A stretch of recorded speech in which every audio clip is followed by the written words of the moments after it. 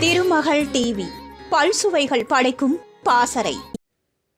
காலத்தால் அழியாத காவிய திரைக்காவியங்களை தமிழ் திரையுலகிற்கு வழங்கி பிரம்மாண்டத்தின் அடையாளமாக காட்சி தந்த எஸ் வாசனின் ஜெமினி ஸ்டுடியோஸ் தயாரிப்பு நிறுவனத்திற்காக எம்ஜிஆர் நடித்து கொடுத்த ஒரே திரைப்படமும் எம்ஜிஆரின் 100வது படமுமாக வெளிவந்த திரைப்படம்தான் ஒளிவிளக்கு. பூல் அவுர் பத்தர் என்ற ஹிந்தி திரைப்படத்தின் தமிழாக்கமான இந்த திரைப்படத்தில் ஒரு திருடனாக நடித்திருப்பார் எம்ஜிஆர். பொதுவாகவே தனது படங்களில் புகைப்பது போன்றோ மது அருந்துவது போன்றோ எம்ஜிஆர் ஒருபோதும் நடித்ததே இல்லை.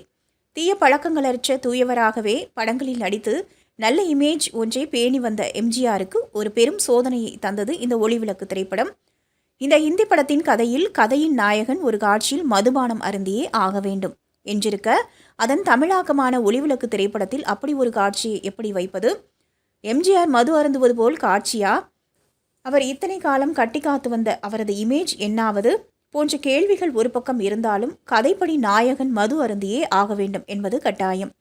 படத்தில் கதாநாயகியாக நடனமங்கை வேடத்தில் நடித்திருக்கும் ஜெயலலிதா எம்ஜிஆர் முன் நடனமாடி பின் அவரது முகத்தில் மயக்க மருந்தை அடித்து அந்த மயக்க நிலையில் அவர் மது அருந்துவது போல் காட்சிப்படுத்தப்பட்டிருந்தாலும் தன் இமேஜ் காப்பாற்றப்பட்டுவிடும் என்ற நம்பிக்கை எம்ஜிஆருக்கு வரவே இல்லை.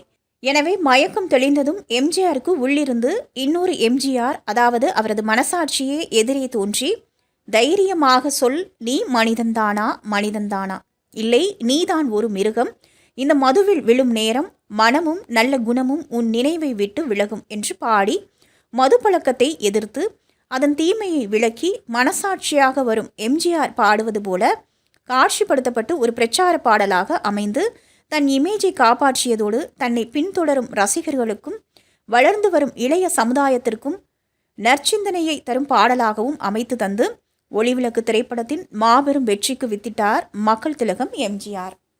திருமகள் டிவியை லைக் செய்து உங்கள் நண்பர்களுக்கும் ஷேர் செய்வதுடன் சப்ஸ்கிரைப் செய்து ஆதரவு தாருங்கள்.